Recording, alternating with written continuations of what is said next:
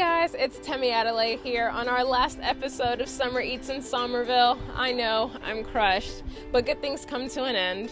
We're here at Brasa on Broadway to speak with Danny Barroquez, who's going to show us a little bit about what he's got going on in his kitchen, and he's going to give us a little history on his restaurant. Let's see what he has for us.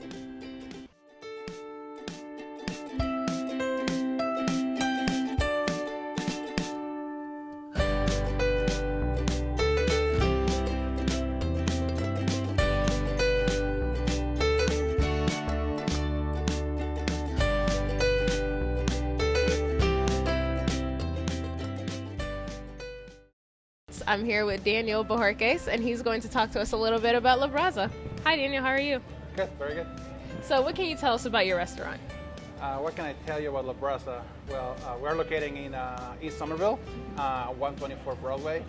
And Brasa, it is a restaurant that was, I guess it comes from the idea of having a place within the neighborhood of East Somerville to where people can gather together, feel comfortable, and also make people feel good, make people feel welcome. And as a concept, or the name of the restaurant is Brasa, means the embers or fire coals, or live coals. It is with the idea of using this cooking technique, bring a bunch of people together in one place. So that's what kind of the big broad picture of the concept is. Nice. And as I walked in, I saw that there's a lot of wood. Yes. So can you elaborate a little bit on that? Well, I think wood is one of those things that actually you see them now in different, a lot of restaurants, is because it brings a lot of warmth to it. And really the whole wood, it kind of goes in hand with the concept, which, we do open fire, we burn wood, so it's wood around, which is kind of a little bit of, I think, obvious sort of connection there, but also, again, I think the main thing within the design it was to make these people feel comfortable when you walk in here, and also we have a big space, as you can see, so you just kind of bring again some warmth materials to the design. Very nice. And what can you tell us about East Som? I saw that on the events there's East Som Market and Saturday Yes. Brunch. What is that exactly? The East Som Market, it was an idea that a couple of co-workers and myself we came up with maybe 2.5 years ago. Oh, wow. And so the idea of that was to bring different local makers and artists together at Saturday nights during the morning, where they all gather and they set up a shop over here inside of the restaurant, and where they sell the products that they make. And so that's kind of goes hand in hand with the whole concept of community, neighborhood. So all the people come into the restaurant, they walk around the dining room, and while they're a little bit of shopping, and they have breakfast. Nice. And so with that brings me to this question. What makes this restaurant Brasa different from other restaurants in Somerville?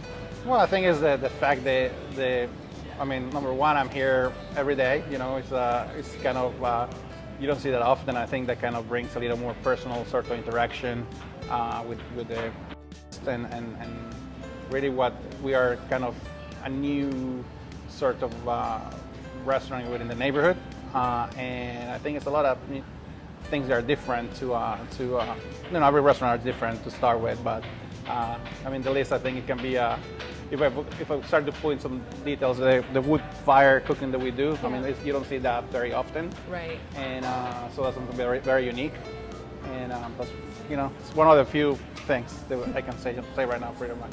Awesome. Thank you so much. And with that, we're going to take a little break and come back and see what he has for us.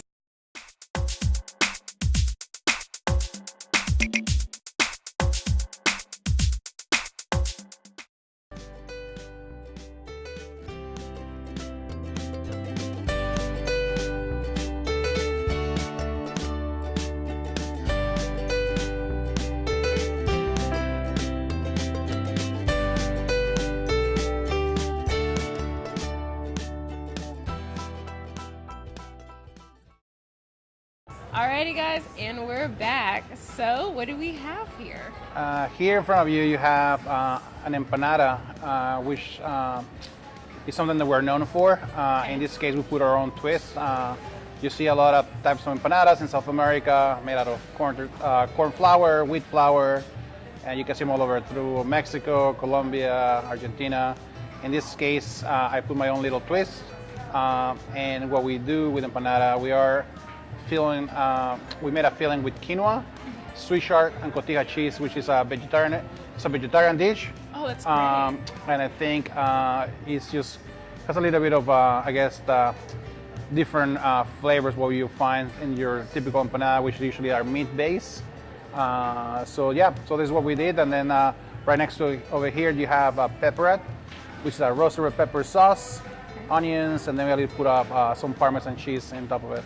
Oh, this is really, really nice. Now, do you have... It's a poached egg, sorry, as well. It's a what? I'm sorry. A poached egg? Oh, poached egg. Yes. What? Oh, so this is I've never seen that before. Yeah, it's kind of like so it's kind of created sauce with the Oh, wow. with the empanada. Cool. Well, I am ready to try it. Yep.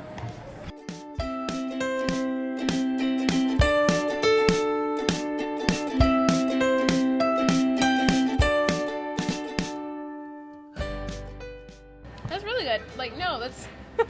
I was honestly really scared when I saw the poached egg. I was like, oh, that's going to be like soggy. I'm not going to like it. But I really do like it. It's really nice. Beautiful. Thank you. So, do you have vegan options as well? Yeah, we have our Mexican fried rice is a vegan option that we have on the menu. And then we have a salad. And then we can adjust, depending on people's needs, and we can adjust our menu to create vegan dishes. Okay, cool. And how do you prepare an empanada? Or how did you at least prepare this dish? Well, this dish, it's a few different components to it. Each one is the filling, the other one is the actual the empanada dough, and then you have the sauce, which is the pepperette. So each one of those components have a different, different techniques. With the empanada, we're working with flour, adding butter to it, and then you're doing like a lamination with it.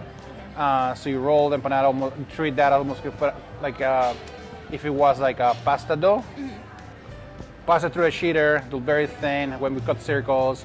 So that's the shell for the empanada. The filling, we make a sofrito with onions, and then we cook the quinoa, and then we mix that with Swiss chard and a little bit of paprika. So we make the filling. And the pepperette is where we use the wood fire.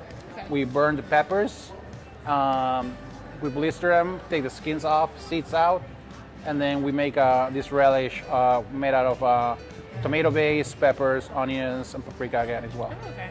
Is there anything else that you would like for people to know about your menu or about the restaurant? No, just the fact that we are a neighborhood restaurant, and we are here in Somerville, and we put a lot of care into what we do. And we create this place for people of Somerville and the Boston area, and then they were welcoming, and we love to see everybody here. Awesome, thank you. And thank you all for tuning in to our last episode of Summer Eats in Somerville. We enjoyed showing you some of the many hidden jewels of the city, and we hope that you learned as much as we did.